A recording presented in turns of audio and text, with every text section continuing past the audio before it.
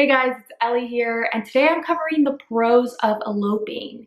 If you're thinking of eloping in the California area by any chance, I have a list of amazing locations for elopements, and I also have a complimentary download of a wedding planner guide and a really great wedding day timeline to make the best use out of the sun and ensure that your photos come out amazing. Okay, so for the pros of eloping, there are so many benefits, honestly. It really depends on your personality types as a couple. I feel like some people have always really wanted to elope and they don't because of, family politics. They don't want to hurt anyone's feelings.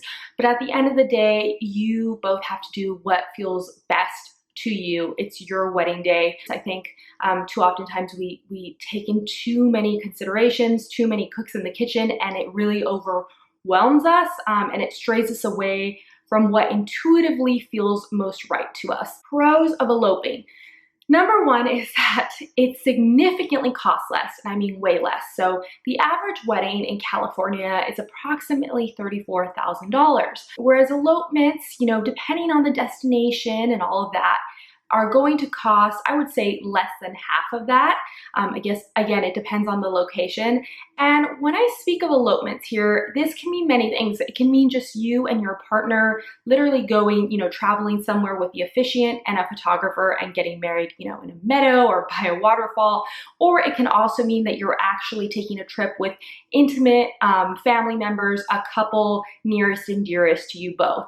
So elopement doesn't really have the same meaning that it used to before. Before was just kind of like the couple just goes off by themselves without telling anyone. Whereas these days, it can also mean that you went off and had a really small wedding with just your closest family members and friends. Pro number two is that you can choose a really epic location. This is one of my favorite parts.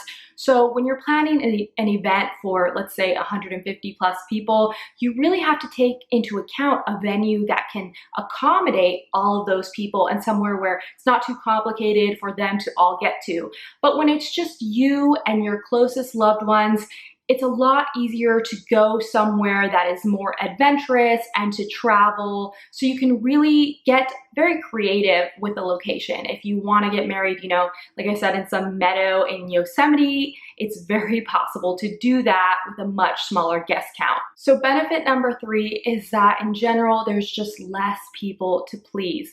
So weddings can easily get very out of control. This is where I really highly recommend hiring a wedding planner because they really alleviate a lot of that stress. But if you guys are a couple where you're more on the introverted side, so you actually get your energy from being alone, having a wedding with 200 plus people and spending, 10 hours that day with 200 plus people can really seem overwhelming. So it's not for everyone. And the one thing I will say is that when it is a smaller guest count, from what I've heard from couples is that they remember a lot more because they're not so overwhelmed by greeting so many people. So when, it's so many people, it's great because you're with all your loved ones.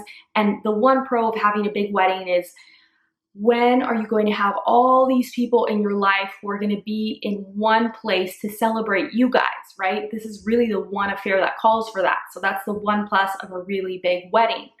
But on the other hand, it's just a lot of people that you spend so much time of the day saying hi to everyone, and it's very small conversations because you have to, kind of get through everyone. Whereas when it's a very intimate elopement, you really get to have deeper, more meaningful conversations with each person. And I think because of that, you are able to remember a lot more of the experience and take it all in. And the final benefit is that, of course, planning an elopement is just way less stressful than planning a huge wedding.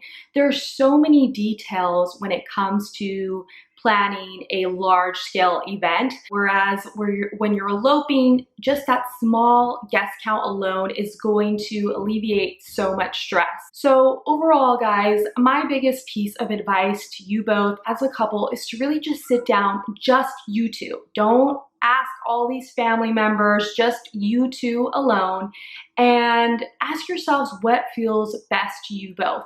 And when you ask that question, should we elope?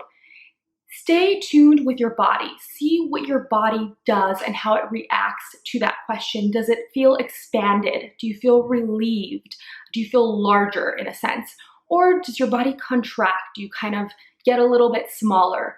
If you feel like your body is expanding, that means that that's probably the decision for you. You should elope because that's just a natural sign that you feel like, okay, this is a good decision. If you're contracting, it probably means that you actually don't want to elope. I say this because I believe that our bodies are extremely intelligent.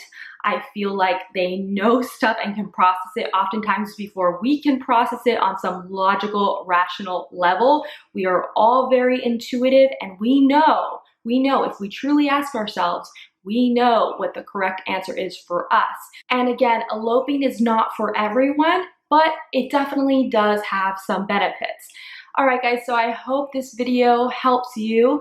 If you enjoyed it and you found it helpful, please be sure to give it a thumbs up. And also be sure to grab those downloads as mentioned before. And I will see you on the next one. Bye, guys.